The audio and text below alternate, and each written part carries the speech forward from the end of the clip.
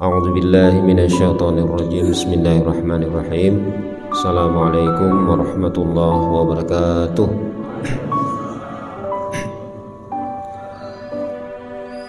Alhamdulillahilladzi nahmaduhu wa nasta'inuhu wa nastaghfiruh wa na'udzu billahi min syururi anfusina wa min sayyiati a'malina. May yahdihillahu fala mudilla lahu wa may yudlilhu fala hadiyalah. Asyhadu an la ilaha illallah wa asyhadu anna Muhammadan abduhu wa rasuluh la nabiyya ba'dah. Allahumma salli ala Muhammad wa ala alihi wa ashabihi ajma'in. Yang saya muliakan para guru kita, para asatiz, alim ulama, ketua yayasan gitu ya, tokoh masyarakat,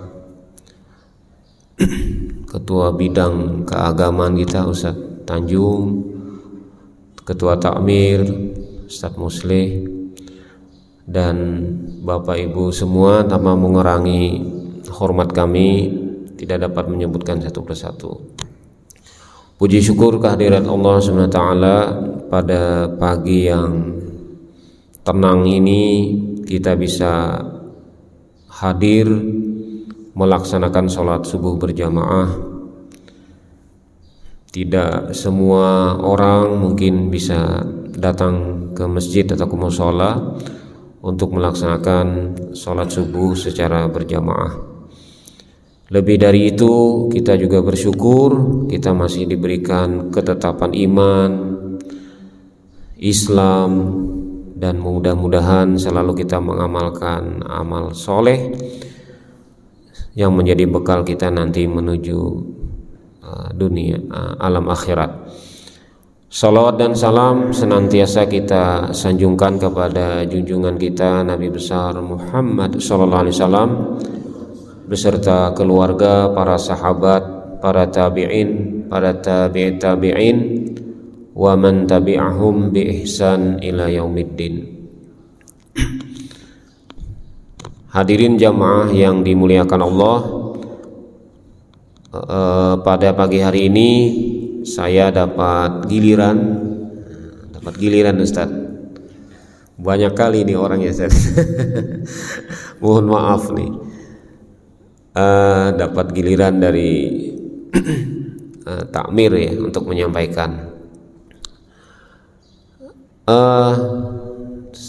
temanya adalah tazkiyatun nafas. Saya kasih nomor 2 karena kemarin nomor 1-nya di Asurur.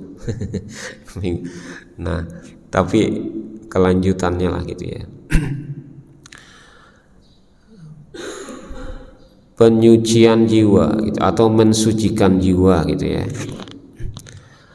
Ini saya kutip dari kitab Al-Mustakhlas fi Tazkiyatil Anfus karangan Syekh Said Hawa.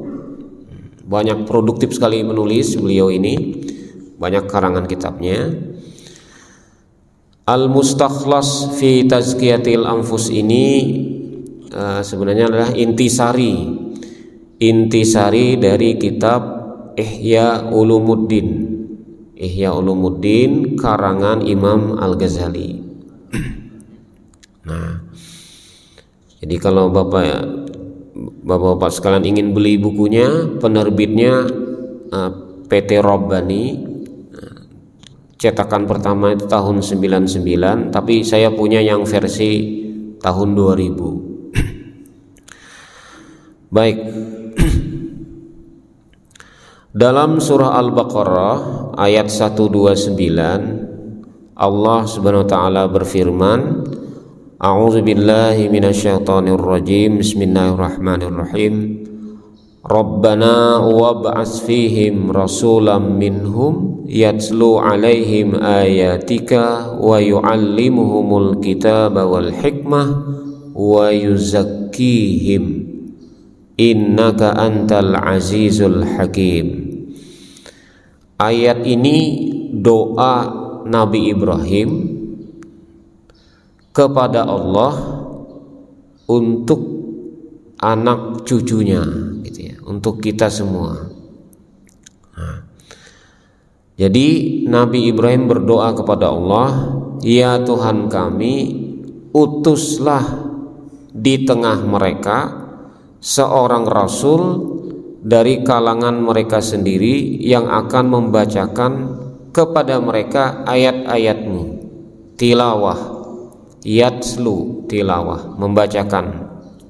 Jadi tugas rasul itu, tugas kerasulan atau misi kerasulan itu yang pertama tilawah, membacakan ayat-ayat Allah. Yang kedua mengajarkan kitab dan hikmah, ta'lim, wa yu'allimuhumul kitab wal hikmah. Mengajarkan, pertama membacakan, yang kedua mengajarkan. Dan wa yuzakkihim, tugas yang ketiga mensucikan mereka. Mensucikan dari apa? Banyak nanti ya. Di antaranya dari kemusyrikan. Sungguh engkaulah yang maha perkasa, maha bijaksana. Innaka antal azizul hakim, yang maha perkasa, maha bijaksana. Ini doa Nabi Ibrahim. Jadi dari doa Nabi Ibrahim ini kita menjadi paham apa sih yang menjadi tugas Rasul yang ingin Rasul sampaikan kepada kita, gitu ya. Nah, di antaranya tadi wa yuzakkihim, mensucikan jiwa. Nah, kemudian dalam surah Al-Baqarah ayat 151 Allah menjawab doa Nabi Ibrahim ini. Allah menjawab doa Nabi Ibrahim. A'udzubillahi minasyaitonir rajim. Kama arsalna fikum rasulam minkum yatslu alaikum ayatina wa yuzakkihim wa yu'allimukumul kitaba wal hikmah wa yu'allimukum ma lam takunu ta'lamun. Artinya, sebagaimana kami telah mengutus kepadamu seorang rasul, itu Nabi Muhammad. Jadi Allah menjawab doa Nabi supaya diutus seorang rasul. Maka Allah jawab, kami telah mengutus kepadamu seorang rasul Muhammad dari kalangan kamu sendiri, gitu ya. Dari kalangan kamu yang misinya membacakan ayat kami, mensucikan kamu, dan mengajarkan kepadamu kitab dan hikmah. Kitab itu Al-Quran, hikmah diartikan sebagai sunnah, serta mengajarkan apa yang belum kamu ketahui. Nah, dari sini kita paham bahwa mensucikan jiwa itu bagian sangat penting, sangat pokok ya, esensial dalam ajaran Islam. Yang itulah tugas yang dibebankan Allah kepada Rasul.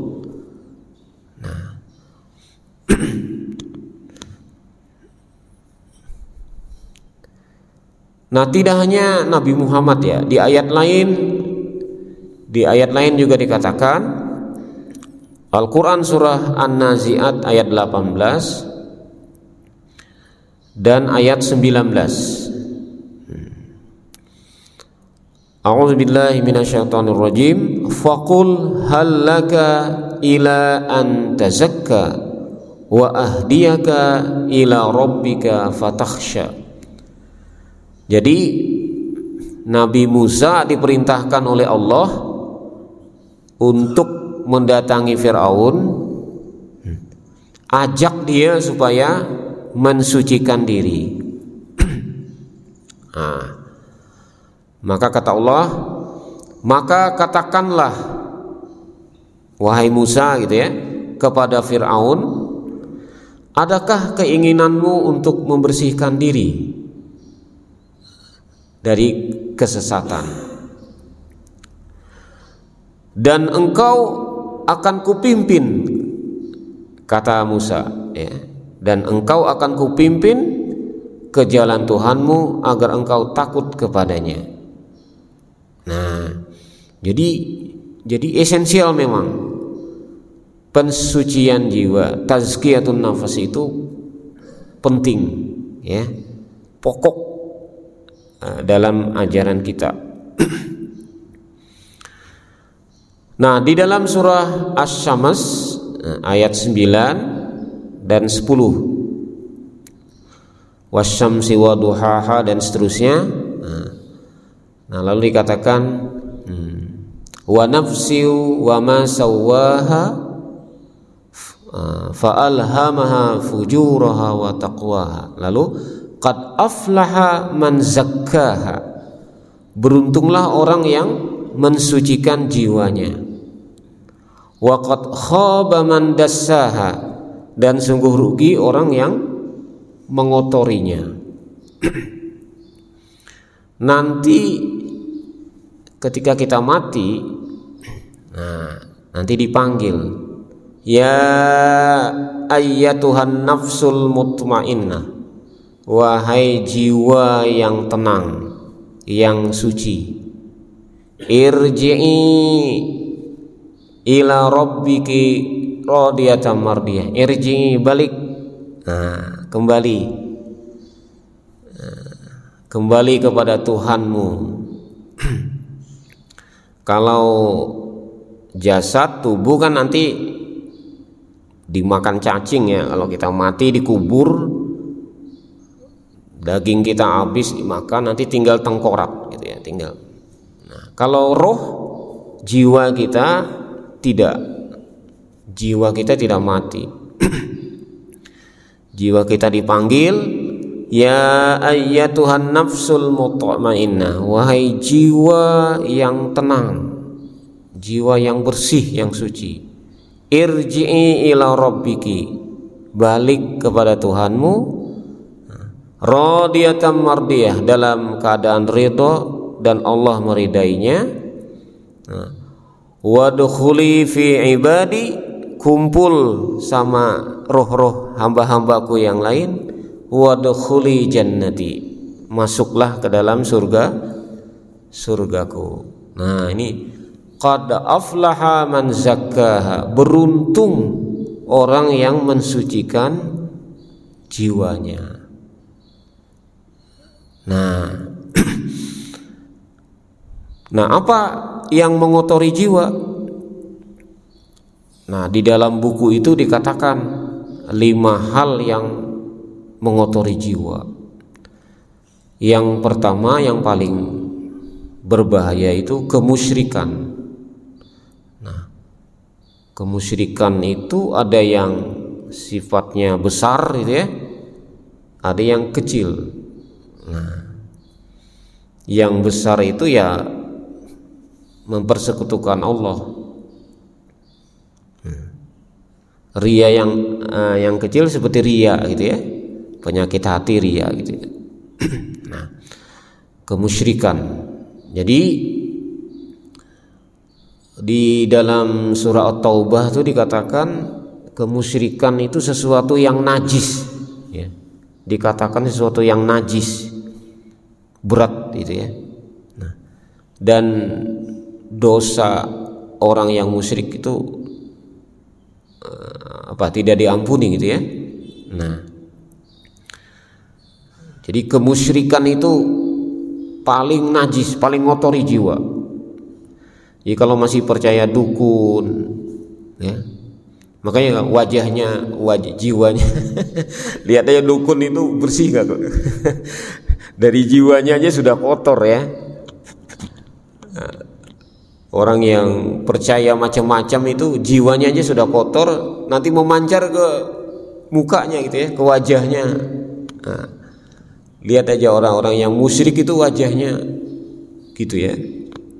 Nah, kemusyrikan Yang kedua disebutnya itu az-zulumat, kegelapan. Maksudnya itu dosa dan maksiat. Ya, kalau kita melakukan dosa, melakukan maksiat, maka jiwa kita menjadi kotor. Kemudian yang ketiga, syahwat, ambisi yang berlebihan gitu ya. Tidak ada qanaahnya, seruduk sana seruduk sini ya. Menzalimi orang. Nah, itu kotor, mengotori jiwa. Kemudian penyakit hati. Nah, penyakit hati. Nah, ini di dalam kitab itu banyak dibahas, panjang, berbab-bab, panjang babnya gitu ya, masalah penyakit hati ini. Nah, mulai dari kesombongan, keangkuhan, riya, sum'ah, dengki. Dengki itu panjang juga bahasannya ya. Dengki, tamak, macam-macam penyakit hati. Yang kelima, pemikiran yang sesat atau ragu-ragu terhadap keimanan, kebenaran Islam. Enggak mantep gitu ya, ragu-ragu gitu ya. Nah, pemikiran yang ragu-ragu, sesat. Nah, itu juga bisa mengotori jiwa. Nah, kemudian ada 3 tanda orang yang telah mencapai tazkiyatun nafas. Yang pertama yang disebut dengan tatahhur. Tatahhur itu bersih diri gitu ya. Dari kemusyrikan. Jadi kita tauhidnya bagus ya. Nah, menghindarkan diri dari berbagai penyakit hati, kemusyrikan tadi, maksiat, menghindari maksiat, dosa gitu ya. Kalau perlu jangankan yang haram, yang subhat juga dihindari. Bahkan yang mubah yang tidak ada artinya juga dihindari gitu ya. Nah, jadi proses membersihkan diri itu terus menerus. Nah, yang kedua, tahakkuk. Tahakkuk itu gabungan antara mempunyai pengetahuan yang mumpuni ya. Jadi kita tuh memang setiap kita itu memang wajib menuntut ilmu supaya benar akidah kita, benar ibadah kita, benar perbuatan kita. Jadi kita paham mana yang benar, mana yang salah gitu ya. Jadi menuntut ilmu itu sebenarnya bukan mencari pekerjaan, tapi gimana caranya mengetahui mana yang benar, mana yang salah, mana yang lurus, mana yang bengkok gitu ya. Menjadi orang yang benar, menjadi orang yang baik sebenarnya. Tujuannya itu menjadi orang yang benar, jadi orang yang baik. Kalau belajar kedokteran ya jadilah kuasai ilmu kedokterannya supaya bisa berbakti membantu orang gitu ya. Amalkan misalnya gitu ya. Tahakkuk itu gabungan dari keilmuan yang dimiliki dengan diamalkan dalam perbuatan. Nah, jadi gabungan diamalkan dalam perbuatan, diimplementasikan. Jadi secara harfiah artinya tahakkuk itu merealisasikan, mengamalkan. Nah, ilmunya sudah dapat lalu diamalkan. Nah, yang ketiga, takhalluk itu buahnya. Takhalluk itu berakhlak, meneladani sifat-sifat Allah dan meneladani sifat dan perilaku Rasulullah. berakhlak kepada Allah, berakhlak kepada semua makhluknya. Nah, jadi mensucikan diri, tatahhur, tahakkuk, belajar ilmunya, amalkan ilmunya, maka buahnya adalah takhalluq, memancar nanti akhlaknya baik kepada Allah maupun kepada semua makhluknya. Nah, jadi tatahhur dari taharah ya, tatahhur, bersih diri dari kemusyrikan, penyakit hati dan cacat lainnya. Tahakkuk, memahami sesuatu dengan sempurna dan mengamalkannya. Takhalluq, berinteraksi, berakhlak mulia baik kepada Allah maupun kepada makhluknya. Kemudian apa sarana kita mensucikan diri? Nah, di dalam buku itu, kitab itu dibahas juga panjang lebar. Yang pertama melalui ibadah, melalui sholat yang khusyuk, gitu ya. Itu sarana banget, gitu ya. Efektif banget buat kita mensucikan diri. Sholat yang khusyuk itu pasti akan berefek, gitu ya, pada kita membersihkan jiwa. Dan dikatakan sholat itu bisa mencegah perbuatan nahi dan munkar. Inna sholata tanha anil fahsya wal munkar. Itu kalau khusyuk, kalau dilakukan dengan sempurna. Kalau dilakukan dengan sempurna. Nah, begitu juga kalau kita berzakat, infak, ya, amaliyah kaifiatnya dapat, misalnya amaliyah batinnya juga dapat. Sholat juga gitu, kaifiyah lahirnya dapat, benar gitu ya, kaifiyah lahirnya benar, amalan batinnya juga benar. Puasa juga gitu, haji juga begitu, zikir, fikir, tilawatil Quran juga begitu. Kemudian melakukan renungan, muhasabah, mengingat mati, dan lain-lain.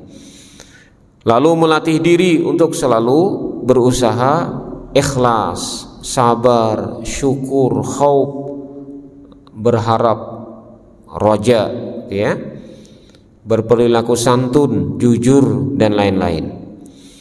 Kemudian melatih diri agar tidak sebaliknya, ya, agar tidak sombong, ujub, ria, dengki, marah, gitu ya, menipu, menyusahkan orang, merugikan orang, menyakiti orang, dan lain-lain.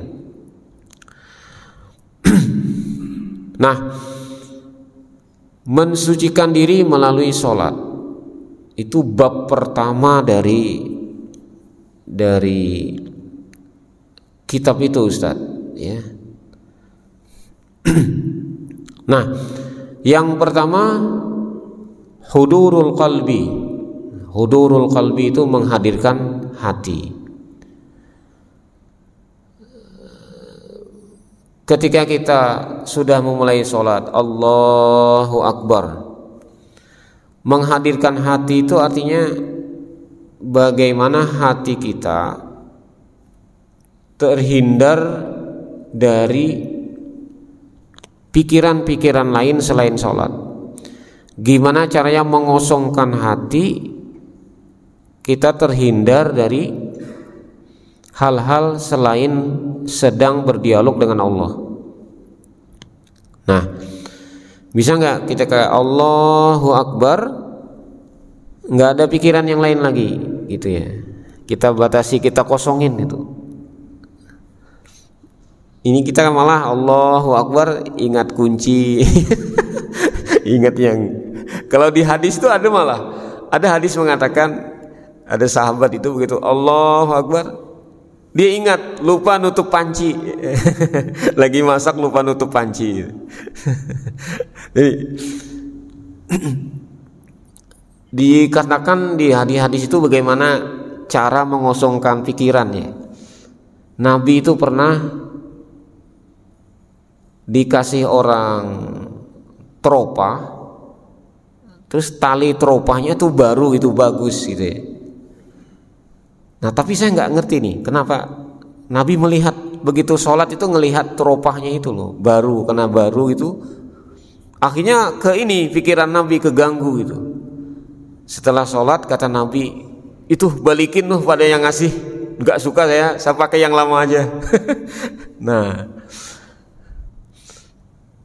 ini saya juga nggak sengaja ini, tadi sholat kok terbalik sarung saya, tulisannya kelihatan itu, waduh saya keganggu juga ya. Biasanya di atas, bagian atas ya.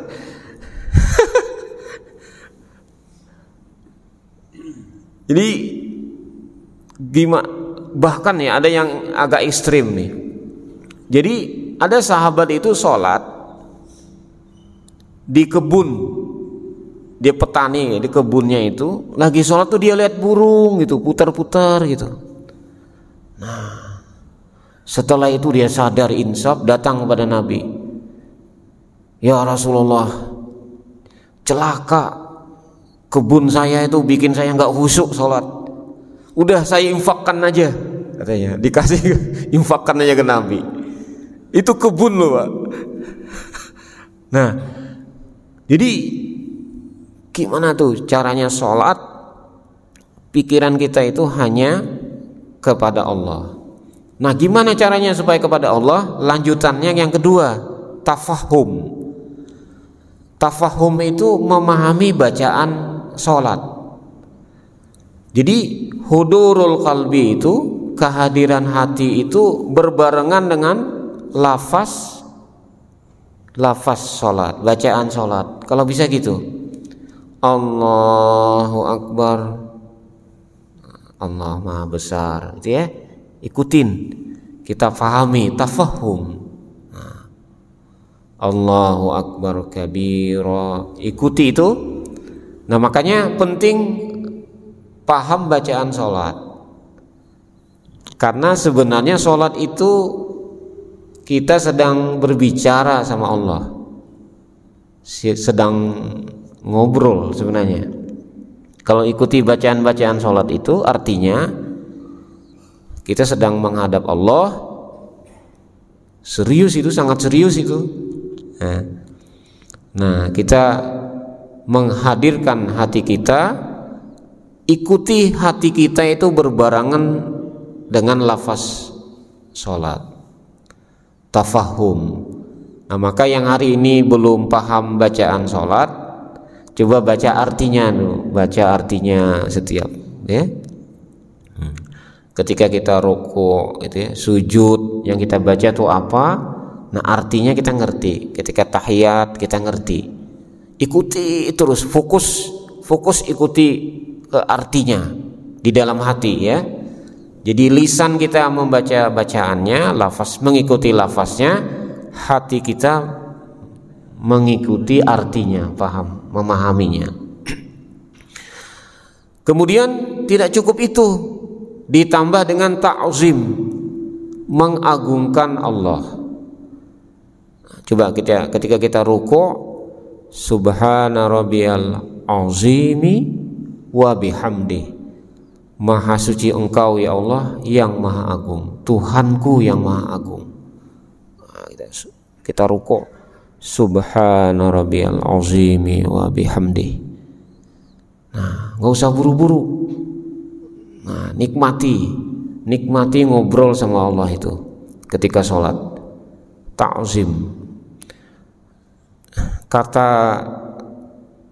Imam Al-Ghazali dalam kitabnya itu, supaya kita bisa ta'zim sama Allah, maka pelajari tentang ma'rifatullah.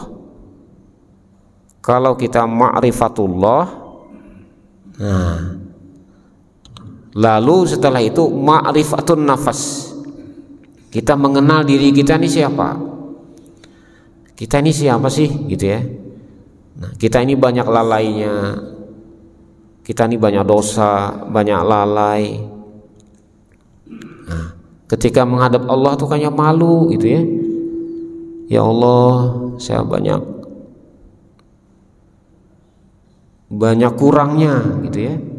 Saya tuh banyak kurangnya ya Allah, Engkau maha agung Subhana rabbiyal azimi wa bihamdi. Subhana rabbiyal azimi wa bihamdi.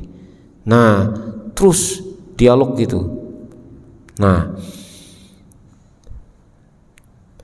nanti ketika kita sujud,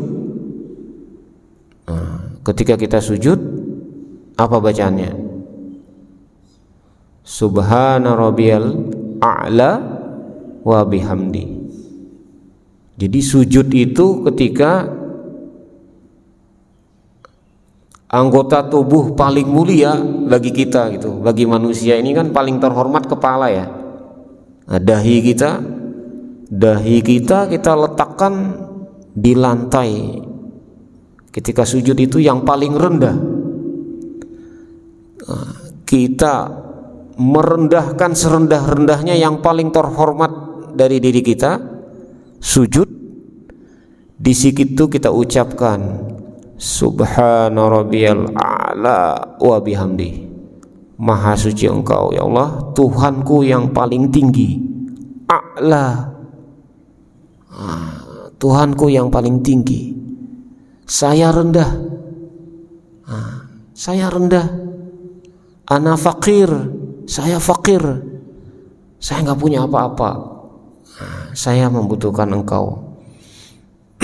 Nah, itu batinnya ya, suasana batin kita ketika sholat. Kemudian berikutnya haibah. Haibah itu takut, tapi takutnya itu karena takzim. Apa itu? Takut karena hormat, karena takzim. Jadi dulu waktu saya nyantri di Gontor, haibahnya Pak Kiai itu luar biasa bagi kami santri. Jadi kalau saya lewat depan rumah Pak Kiai Haji Syukri Zarkasi itu, Pak Syukri, beliau duduk di depan rumahnya. Kita lewat di halamannya itu, saya merasa seperti nggak napak, gitu ya. Masya Allah gini nunduk gitu itu. Itu haibahnya seorang kiai. Nah, apalagi dengan Allah, gitu ya. Apalagi dengan Allah. Kita lagi sholat dilihatin Allah. Apalagi sholat tahajud ya, sendirian, sepi gitu. Wah, dilihatin Allah. Nah, itu haibah. Kita takut tapi kangen. Kita takut tapi suka gitu ya. Kita takut tapi hormat, kita samperin, kita deketin, kita pengen deket. Bukan takut menjauh, kita takut tapi ingin deket. Nah, takut mendekat. Itu namanya haibah. Haibah. Ya. Nah, kemudian yang berikutnya ketika sholat itu roja. Roja itu memohon kepada Allah gitu ya, berharap semoga sholat kita diterima, amalan-amalan kita diterima, sedekah kita, infak kita, semuanya amal soleh kita diterima. Nah, kita juga berharap dosa-dosa kita diampuni gitu ya. Nah, jadi kita takut, roja itu kita takut kalau amal kita nggak diterima. Nah, kita berharap amalan kita itu diterima gitu ya, diridhoi Allah. Nah, perbuatan kita tuh, ibadah kita diridhoi, perbuatan kita diridhoi, perilaku kita diridhoi gitu ya. Nah, kita berharap sama Allah selamat dunia akhirat. Nah, itu raja, kita bermohon. Nah, yang terakhir haya, malu. Nah, kita malu sama Allah.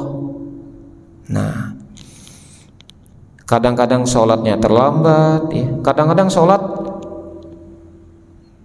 pakai baju sembarangan gitu ya, baju bolong-bolong. Ada yang sholat sambil ngupil apa gitu, nggak bisa diem gitu ya. Padahal dilihatin oleh Allah itu. Sholat saling petentang pentinting sholat.